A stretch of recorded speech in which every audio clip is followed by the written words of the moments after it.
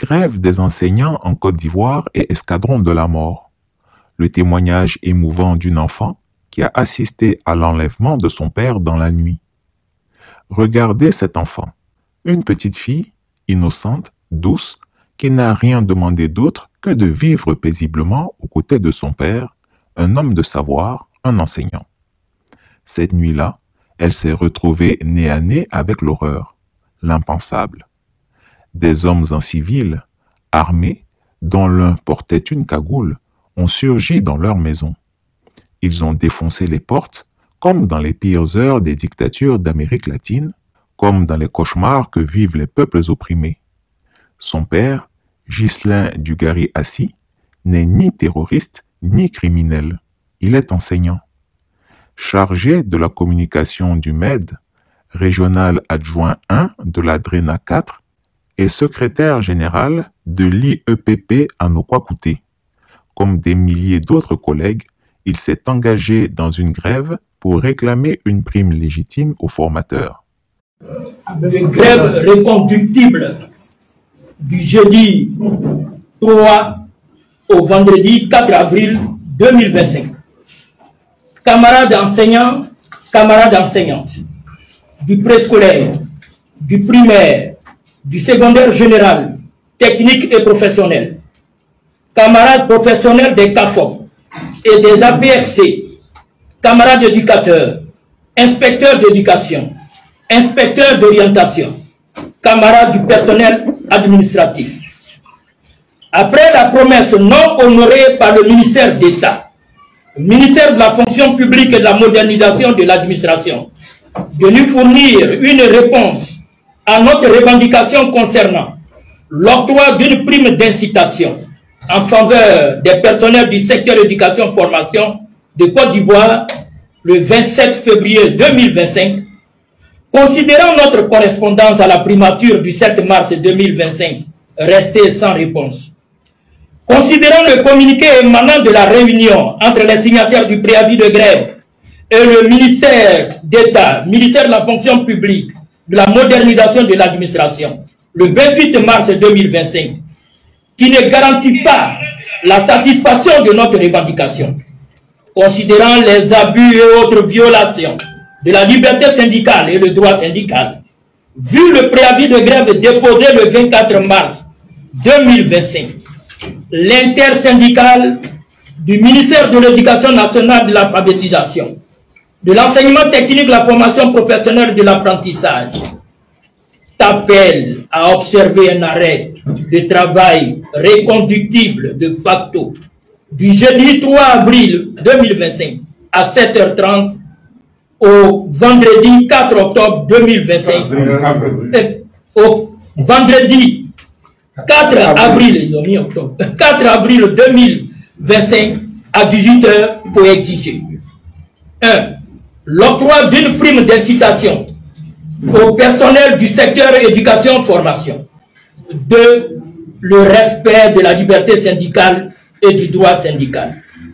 À cette fin, tu dois t'abstenir d'exécuter toute tâche professionnelle habituelle. Sensibiliser les collègues de ton service, de ta localité, sur la nécessité de cette action.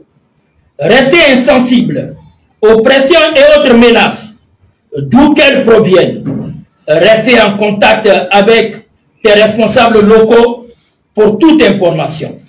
Ne recevoir de directives que du directoire de l'IS MENA METRPA. Camarades, pour ton avenir, celui de ta profession et des générations futures, reste à la maison. À la prime, à la prime, à la prime, à la prime. En retour, le régime d'Alassane Ouattara a envoyé les escadrons de la terreur. Cette petite fille raconte comment son père s'est habillé calmement, comment il a pris sa carte d'identité. Elle raconte aussi comment sa mère, courageusement, a demandé à voir les cartes des policiers. Mais ceux-ci ont retourné les cartes, empêchant toute identification. Et lorsque cette mère de famille demande pourquoi, l'un des hommes lâche. « Tu veux lire mon nom ou bien ?» avant de cacher son identité. Voici ce que raconte cette petite fille dans un témoignage glaçant. C'est lorsqu'ils sont arrivés à la maison. Ils ont frappé à la porte, mais non, moi, il n'y a pas entendu. Donc, ils ont tapé à la fenêtre, là. J'ai pas entendu aussi. Donc, ils ont fait sortir les mains. Et puis, ils m'ont dit, c'est la police. Maintenant, j'étais paniquée. Donc, je suis rentrée dans la chambre. Je suis partie dire, ah, papa, c'est la police. Maintenant, il y avait peur qu'ils attrapent mon papa. Donc, j'ai fermé la porte de la chambre. Ils ont défoncé la porte du salon, là, ils ont défoncé. Donc, ils étaient venus au civil. Maintenant, maintenant, il y avait un qui était masqué. Il avait porté un t-shirt en treillis. Et puis, il avait une arme ici, comme ça. Maintenant, les autres, là, ils ont défoncé cette porte-là aussi.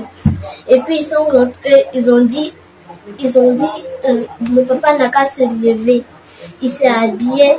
Maintenant, ils ont dit, il n'a qu'à prendre sa puce et sa carte d'identité. Maintenant, il a pris sa carte là.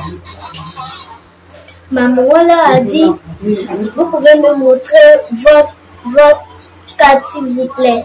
Ils ont renversé la carte.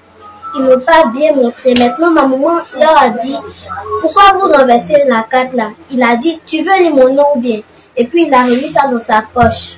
Ils sont partis avec mon papa. Et puis, après, ils sont revenus une seconde fois. Ils sont venus prendre les fiches de MEDD et puis le téléphone de ma maman ainsi que mon téléphone. Et puis, on voulait sortir. Ils nous ont dit de ne pas sortir. Ils ont dit que si on sort, ils vont tirer sur nous. Donc, on était effrayés. Et puis, la maison était saccagée. Et puis, après, mon papa pour partir. Ce n'est pas un simple incident.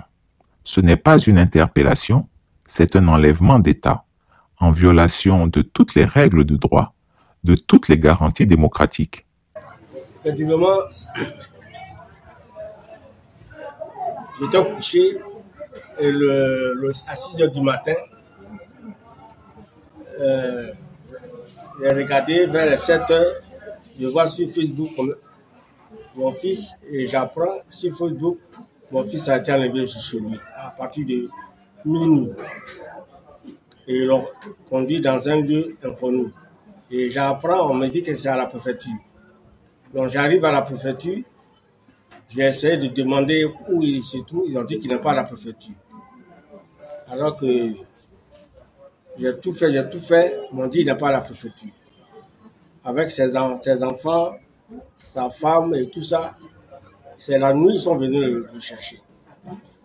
En cagoulé, je ne sais pas. Maintenant, je demande, je cherche mon fils où il se trouve au juste. C'est une affaire de syndicat, donc syndicat.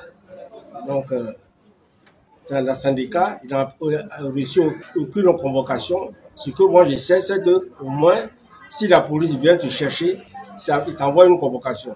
Deuxième, troisième, si tu ne vas bien pas, au moins on vient te chercher. Mais en cagoulé, à minuit, on vient, on casse sa porte, on fracture sa porte et on prend son téléphone, le téléphone de sa fille, le téléphone de sa femme.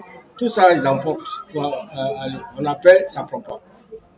Non, je suis allé jusqu'à la préfecture de police, où il se trouve, où on m'a dit qu'il est là, qu'il est parti. J'arrive là-bas, on me dit qu'il n'est pas là-bas. Présentement, je me demande où ils ont emmené mon fils. Mais enlève ta main sur ton visage, tu as parlé. Elle a tout mon visage qui sont oh. Elle veut parler ça. Il faut parler. Elle va parler. Je suis chez Digari de la préfecture de police. Je suis venu chez lui. Voici sa femme. Le camarade, il n'est pas à la préfecture de police. Donc, il ne sait pas revoyer l'information sur le méta. Je suis avec sa femme, avec ses mamans et son frère. Je suis ici, je suis à la maison. Je suis à la recherche de mon frère. On a pris mon frère depuis 2 h du matin. Moi-même, je viens de perdre mon fils dans la nuit. Je n'ai pas retrouvé celui qui l'a assassiné. Mon frère ne peut pas mourir, faites-moi voir mon frère, s'il vous plaît. Je veux le voir. Je veux le voir. Voici ça. Voilà. Je suis chez Digari assis.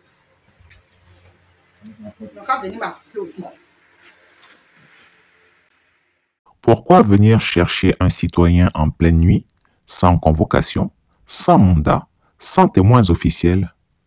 Pourquoi cagouler des agents censés représenter la loi?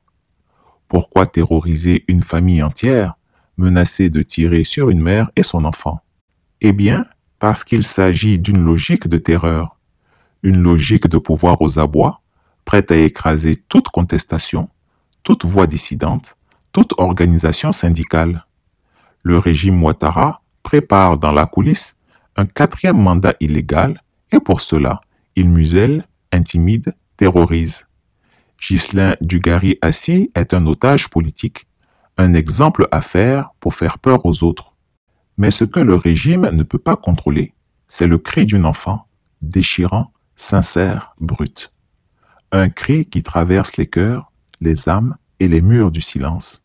Aujourd'hui, nous demandons solennellement la libération immédiate de Ghislain Dugarry-Assis, la fin de la répression contre les enseignants en grève, l'ouverture d'une enquête indépendante sur cette descente armée nocturne et surtout l'écoute et la protection de cet enfant dont l'équilibre mental a été brisé par l'État même censé la protéger. Combien d'enfants encore faudra-t-il traumatiser pour qu'on ouvre enfin les yeux sur la dérive totalitaire du régime Ouattara? Chris Yapi ne ment pas.